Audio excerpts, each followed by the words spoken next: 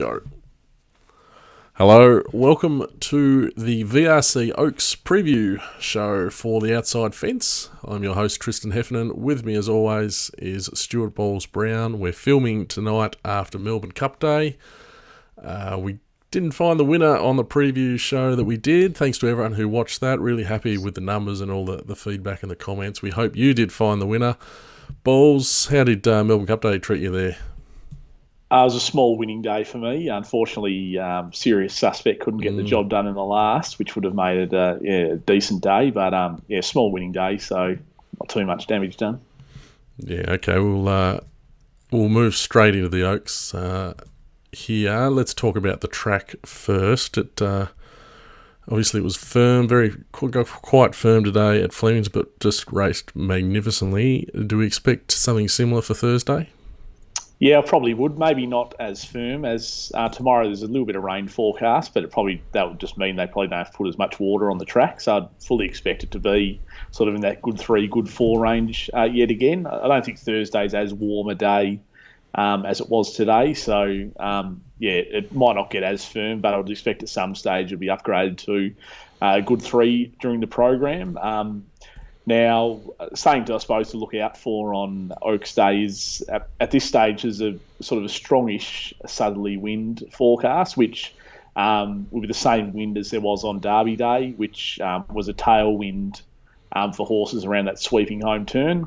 It didn't really sort of play to the advantage of any horses on Derby Day, so as a rule, I'd probably expect a pretty fair track. Maybe that sort of edge away from the fence as the day gets on a bit, given sort of the wear over the last 2 meetings. But yeah, the track's in pretty good condition at the moment, and given it was firm today, I doubt they would have marked it too much. So yeah, track should play fine.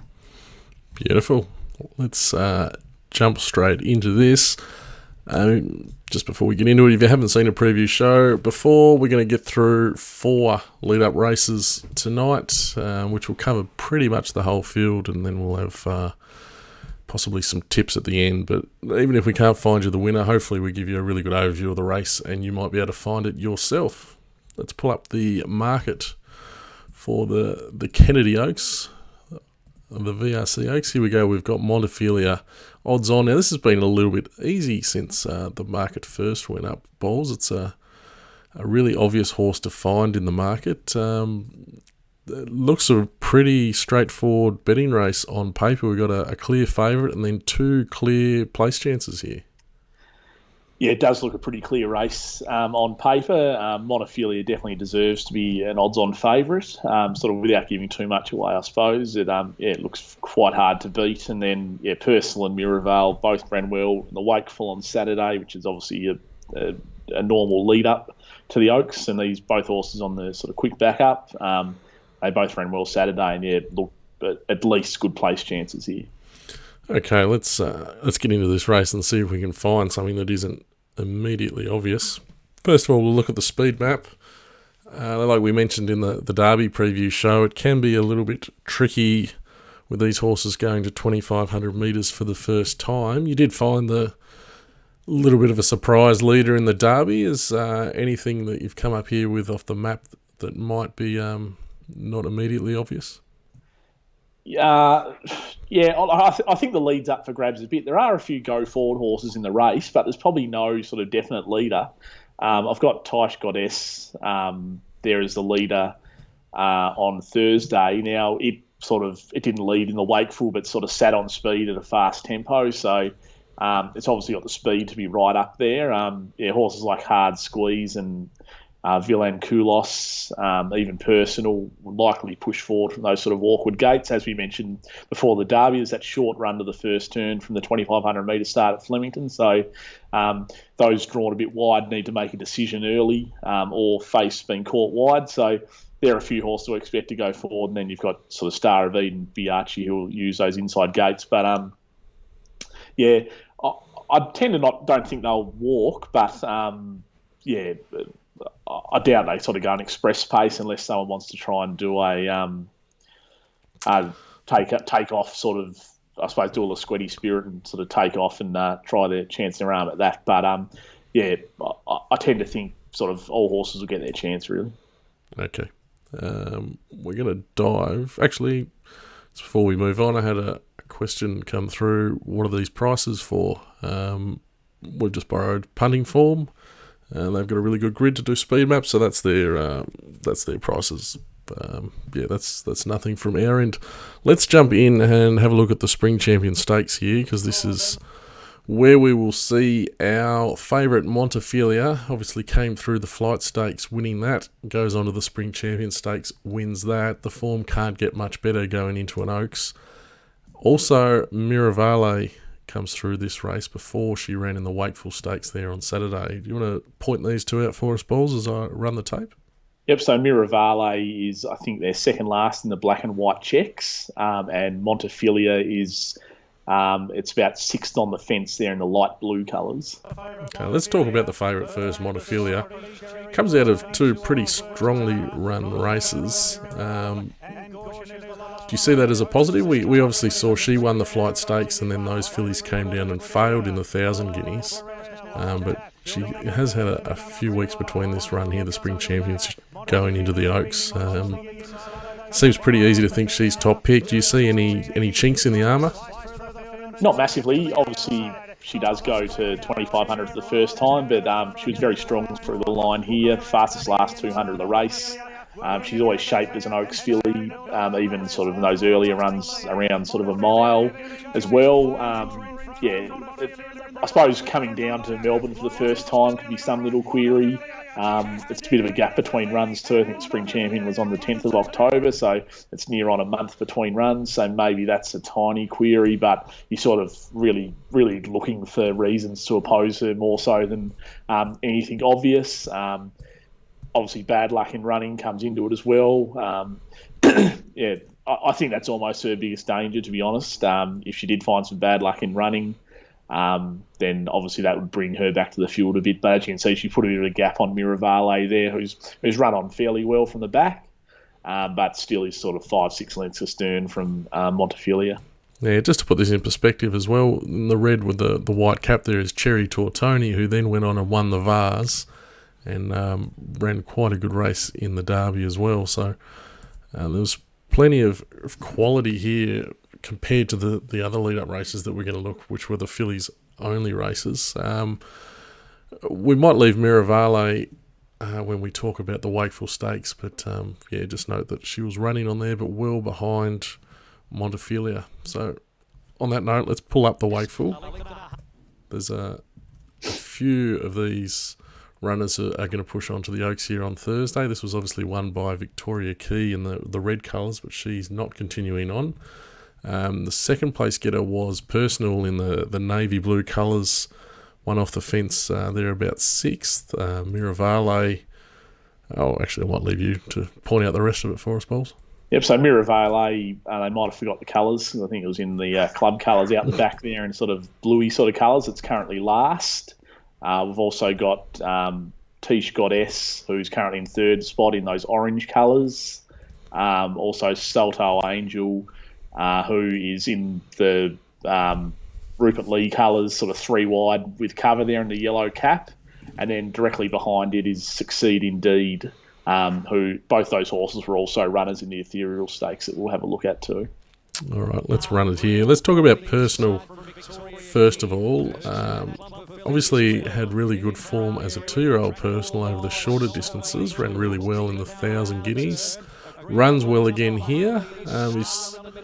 Is she the one that maybe we could look to beat the favourite, given the different form lines? She's thereabouts. I don't have her as a winning chance in the race. I think she's more a place chance. She did have every chance there on Saturday. She sort of loomed as the winner a bit. She came off the bit last pretty much, and Victoria Key, the winner, was a bit too strong through the line for her. So I don't think 2,500's absolutely what she wants, but given sort of, I suppose, the stage of the prep and where they are, it's sort of a suitable race for her. She can lob somewhere up near the speed, and I'd be surprised if she doesn't run well, but I'd be surprised if she won the race. Okay, that's a bit of a pot considering she's second favourite here. Let's talk about Mirravale now then, who got a long way back in this race and ran on much as she did in the Spring Champion Stakes. Do you think she's looking for the 2500 more than Personal? Yeah, she definitely shapes as though she's looking for 2500. Obviously, it was a fast speed here, and she sort of sat back, bludging off it a bit, but she still finished very well here, fastest last 200 of the race, and even the fourth fastest last 200 of the meeting. So it was quite impressive finish for Mirravale. But as mentioned, yeah, she did have a soft run out the back there. So yeah, going to 2500 will definitely suit her. Obviously, her last two runs in Sydney, she was beaten sort of 5 and 6 lengths by Montefilia, as we saw in the Spring Champion there. So she's got a fair bit of ground to make up on that horse. But out of these horses going to the 2500, Mirravale would be the horse that I'd be most looking for. Okay, now she settled well back in both of these runs. Worth noting that she drew 11 and 13 in these races. Now she comes up with gate 6. We did see having her settling a little bit closer on the map we had up before. Yeah, well, Montefilia's drawn gate 5 and Mirravale's drawn 6. So I'd say the tactics on Mirravale will be to try and find Montefilia's back and sort of try and follow her wherever she goes. Obviously, in the Spring Champion, she gave Montefilia a decent start, settling out the back, and then she gave these a decent start as well. So her best winning hope would be to set on the back of Montefilia and then to try and outstay her over the 2500, which looks a hard task. But yeah, as I said, if Montefilia wasn't in the race, then Mirravale would be very much a leading chance. Okay, I like that approach. If she does get her back, then that does give her a chance to turn the tables if she's good enough. Let's talk about Tyche Goddess there, who ran third down on the inside in the orange colours. She was coming off a Class 1 at Pakenham going into this Wakeful Stakes, but despite the big odds, she's done a pretty good job there on speed. Yeah, she ran well considering, as I mentioned, it was a fast tempo. She sat pretty close to it and sort of held on fairly well there. She did have a nice run, sort of just tucked in behind the leaders there. So I'd say she sort of had every chance, but yeah, she should derive a bit of benefit from that run. 2500 is probably some little query, but as we saw on the map, she's going to be up on speed. I doubt they'd go at a fast speed like they did in the Wakeful, so she'll get every chance to run it out. And I think sort of her best claims are as a place chance, but as I said, she'll likely get every chance up on speed, and possibly could hang on for third or something like that. Okay, let's talk about these two horses that also came through the Ethereal. We'll mention them here because this is their most recent run. First of all, we've got Salto Angel, who runs 5th there, and just behind her in 7th is Succeed Indeed. Where do you see these two horses? Do we think the 2500 is going to suit them any further, and are they possible place chances at all? I think the 2500 will suit Salto Angel more so than Succeed Indeed. Salto Angel, it's run okay here. It sort of was 3 wide with cover. It's got home okay. Sort of her run in the in the Ethereal was, I suppose, better than this, but I'd say the Ethereal was a weaker race. Obviously, she's got a bit of a margin to make up on those that finished in front of her, and it's, I suppose, noteworthy that Mirravale did settle behind her in the run here and has sort of gone past her and obviously run a fast the last 200 and through the line as well. So once again, Salto Angel, you'd think would be an outside place chance. As far as Succeed Indeed goes, got a bit keen in the run in the Wakeful. They obviously tried to ride it fairly quiet and sort of run on. It's just run fairly. The blinkers go on Thursday, which seems an interesting move considering it did get a little bit keen in the run, and it is going up to 2500. So I wouldn't be shocked if it sort of gets pulling again in the run with the blinkers on. But yeah, I'd be surprised if it's anywhere near the finish, to be honest. Alrighty, so Mirravale, clearly the one to take out of this race, in your opinion? Yep, definitely. Cool. Let's pull up the Ethereal. Now, you mentioned you thought the Ethereal rated lower than the Wakeful Stakes. Do you want to divulge on that any further? Yep. Well, there were two horses that ran in both races, Salto Angel and Succeed Indeed. And I'd say both of them have run far better their runs are far better in the Ethereal than And the Wakeful on Salto Angel was probably pretty unlucky in the Ethereal. You could probably make an argument it possibly should have won the race. And the same sort of goes with Succeed Indeed, who was 3 wide, no covering the Ethereal, and still did a bit wrong too. So, and wasn't that far away at the finish. So, I'm definitely saying the Ethereal was a weaker race than the Wakeful. Okay, let's run this replay back while we discuss some of the other runners here. Salto Angel, back there midfield on the fence in those colours we pointed out last race. I was going to Succeed Indeed is about 3 and 4 wide midfield as well in those purple and yellow colours. And then we've also got a few other runners here, Balls. Star of Eden is... Yep, so Star of Eden's in 3rd position at the moment, in the white with the red sleeve. We've also got Cafe Rizu, who is about 3rd last in screen in those light blue colours, sort of one off the fence. We've got Yatten as well, which is just outside Cafe Rizu in the green and white check, or the blue and white check screen cap of Jerry Ryan. And Art Glass, who's in the red and white stripes about midfield. They're outside Salto Angel, and Swindon Lass, who's behind it in the pink colours. But those last 3 are very much outsiders in the Oaks. Okay, we'll run the tape. So we've talked about Salto Angel and Succeed Indeed. Star of Eden is their 3rd in the white and red, manages to finish 3rd in the race. What do you make of this horse? Yeah, like she ran well here, but she did have every possible chance. She had a nice run in transit, got to the outside sort of just before the top of the straight, and sort of finished off okay. You'll see here with Salto Angel, it sort of races in restricted room and sort of has to extricate off heels to get to the outside here. The other thing with Salto Angel, she blew the start in this race, jumped very awkwardly. Her run was probably the best run in this race, to be honest, considering that she's finished off well there once she gets to the outside. But the back on Star of Eden did have every possible chance in this race. Okay. Cafe Rizu looks to be finishing off well there in the light blue. Is this a horse looking for 2,500? It seems to be. It's a bit weird. It's by Rubik, who's obviously was a pretty sharp sprinter, so you wouldn't have thought he would throw an Oaks horse, but Cafe Rizu does look like it's looking for a trip. Obviously, 2,500 is obviously the unknown zone for a lot of these horses, but it sort of found a little bit of trouble on the home turn in this race, but then sort of once it got into the clear, it finished off okay. It was the second best last 200 of the race, so it was sort of strong enough through the line. But as mentioned, I think the Oaks itself is a big step up on this Ethereal Stakes.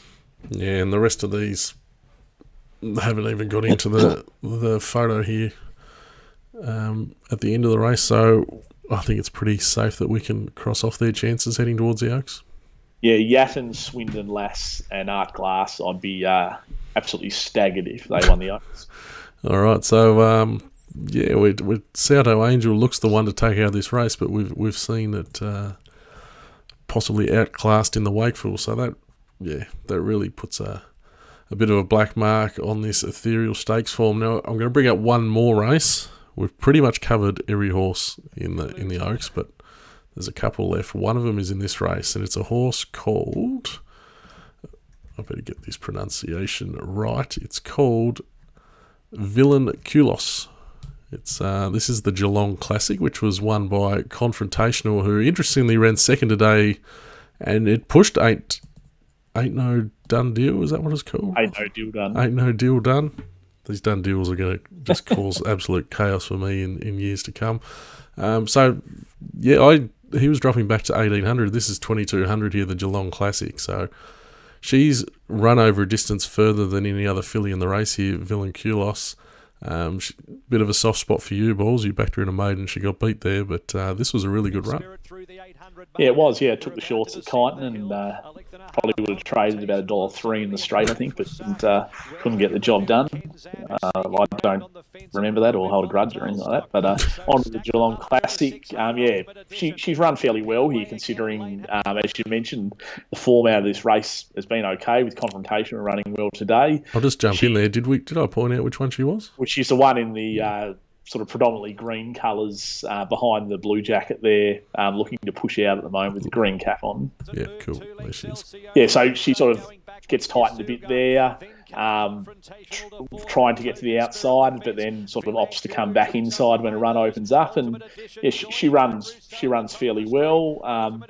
Obviously, the Geelong Classic sort of not the strongest race in the world, but yeah, like it's run well there. She is against the boys here though too, isn't he? Yeah, against the boys. That horse there in the black colours that's getting up the fence, the name escapes me at the moment, but did run well in the Derby as well, so maybe that's a little form pointer as well. Plus, obviously, you got Confrontational there. The second horse, Azali, hasn't run again since there, so it might not be the worst Geelong Classic of all time, and she does bring a bit of that sort of different form into the race. A lot of these fillies in the Oaks have been sort of racing each other sort of over the past few weeks. So, yeah, she brings a totally different form line. You'd say she'll probably get the 2,500 based on that run, trained by Danny O'Brien, Jamie Carter ride. So, yeah, definitely not the worst roughie in the race. Probably more, obviously, a place chance than a winning chance. But, yeah, not hopeless. A chance to run a place. Yeah, Wasaka is that horse, I think, back on the inside that went on to the Derby. Also, LC1 was in that race as well, which we've talked about a bit on the show. Was racing against Cherry Tortoni, but yeah, his preparation didn't really go the same way as Cherry's did this prep. But yeah, the winkers also go on here for Vilanculos. And do you put any weight in the fact that she's had that 2,200 metre run against the others off 2,000 metre lead-ups? It's probably not a massive thing, but yeah, it's sort of, I suppose it shows that she sort of probably is a natural stayer, and I suppose the 2,500 personally to me won't be an issue for the horse, whereas some of the other competitors it may be a query. Okay, that's our lead-ups to cover. I'm just going to pull the marker back up. There's probably one horse here that we haven't mentioned, and that was there's a couple here. Number 8, Biarchi off Adelaide form, 50-1. Fair quote, Balls? Yeah, I think so. It won a pretty weak race last start in Adelaide where they sort of ran along in front and they sort of staggered home, and it was sort of the fastest of those staggering home and, yeah, managed to win. It did overcome a bit of trouble in the run there, but, yeah, this looks a bit rich for it. Okay, and Hard Squeeze, number 12, comes off a 5-length Echuca maiden win. She did run. She was only beaten 2.5 lengths in the Kennedy Oaks trial, which we saw Salto Angel run second, Star of Eden third, and fourth was Yatton. But yeah, we're struggling to find those horses, so I'm assuming Hard Squeeze isn't on your radar either. Nah, definitely not. That Echuca maiden was one of the worst maidens you'll see, and yeah, I'd be, once again, that word staggered if she was in the finish. Alrighty, let's bring up the tips. Pretty hard race to tip on here because we haven't really found much away from the obvious. We're going to start with you here, Balls. We're not overly keen to bet. We think the market's probably found what we've found. Is that a fair call? Pretty much. Yeah, obviously the two selections I'm interested in are Montefilia and Mirravale for the place. If either got to sort of even money or better, that would sort of get me sort of interested in betting, I suppose. So happy to sort of see how the day sort of plays out at this stage. And then, yeah, once it gets to the race, if either are on the sort of drift a bit, then that could certainly interest me in having a bet. I'll put you on the spot here. If you did happen to see a bit of a really strong drift for Montefilia, would that scare you off, or would you just start to think, oh, here's a chance to get on? It would scare me a little bit because I'd sort of find it hard to sort of reason why it would drift. There doesn't really seem to be anything massively obvious that people would want to risk the horse. Obviously, this is coming to Melbourne for the first time, but that just seems more or sort of an excuse for the sake of making one. I suppose some people could draw the line that Yankee Rose won a spring champion and came down for the Oaks and failed. Obviously, ran in a Cox Plate as well. Maybe like people could draw a line through that, but yeah, she does look pretty bomb-proof for this race. So I'd be surprised if he drifts too much in the market.